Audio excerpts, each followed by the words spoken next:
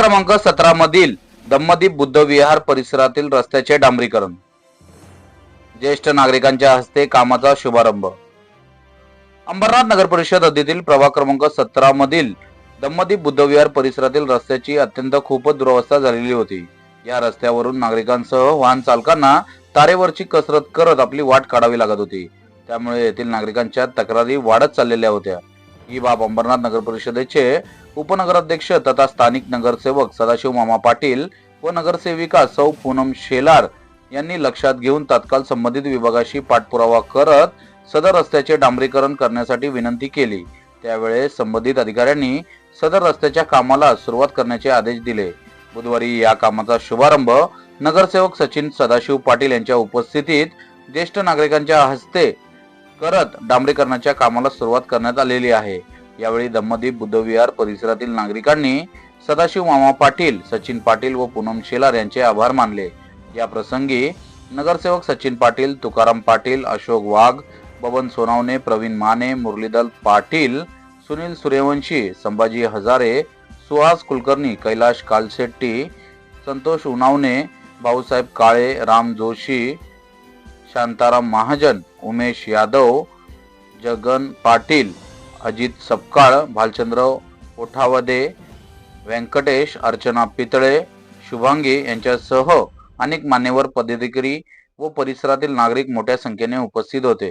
आज बघा प्रभाग क्रमांक 17 या ठिकाणी मोतीराम पार्क मधील दम्मदीप बुद्ध विहार परिसरामध्ये रस्त्याची खूप वाईट परिस्थिती होती। या ठिकाणी रस्त्याला म्हणजे डांबर तर राहिलेच नाही, पूर्ण खडेच या ठिकाणी दिसत होते। येणारे मोटरसायकल असेल, रिक्षा असेल, कार असेल, छोट्या गाड्या असेल, त्यांना येण्या जाण्यासाठी खूप त्रास होत होता। त्याचप्रमाणे नागरिकांना चालण्यास सुद्धा या ठिकाणी त्रासदायक होत होतं। तर ही बाब येथे स्थानिक नागरिकांनी, या प्रभागातील नगरसेवक, अंबरनाथचे उपनगराध्यक्ष श्री सदाशिव मामा पाटील, तसेच प्रभाग क्रमांक 17 मधील नगरसेविका पूनम शेलार यांच्या पर्यंत पोहोचवण्याचं त्यांनी काम केलं। तर मामांनी तातडीनेच 1-2 दिवसामध्येच या कामाची त्वरित दखल घेऊन आज दम्मदीप बुद्ध विहार या ठिकाणी या डांबरीकरण कामाचा शुभारंभ झालेला आहे आणि पूर्ण डांबरीकरण या ठिकाणी आज होणार आहे। रस्ते एकदम काहीच नव्हते, फक्त हे टाईल्स वगैरे लावलेल्या होत्या नंतर, पण त्या आजपर्यंत टिकल्यात। बाकी खालच्या साईडला काही नव्हतं, सगळे दगडे दुगडे। मामांनी थोडे दगड वगैरे टाकले म्हणून तो रस्ता आम्हाला पावसाळ्यात येण्या जाण्याला मिळत होता। बाकी सगळे एवढे खड्डे होते की त्या खड्ड्यामधून आम्हाला पाण्यातून यावं लागे। पायांना चिखल्या वगैरे व्हायच्या, बोटांना। सगळं फार परिस्थिती बिकट होती त्यावेळेस। आम्हाला 36 वर्ष झाले इथे राहून। बाकी हे सगळ्या बिल्डिंगा बाकीच्यावर कोणी नव्हतं, फक्त आमचा एकटा बंगला होता।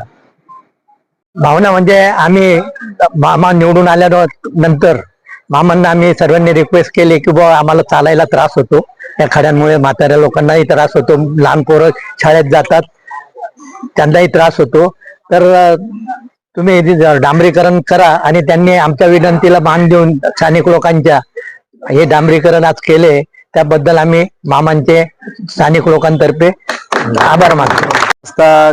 गेले 15 वर्षापासून तर म्हणजे नगरपालिका असो, कोणी असो, म्हणजे शासन लक्ष देत नव्हतं।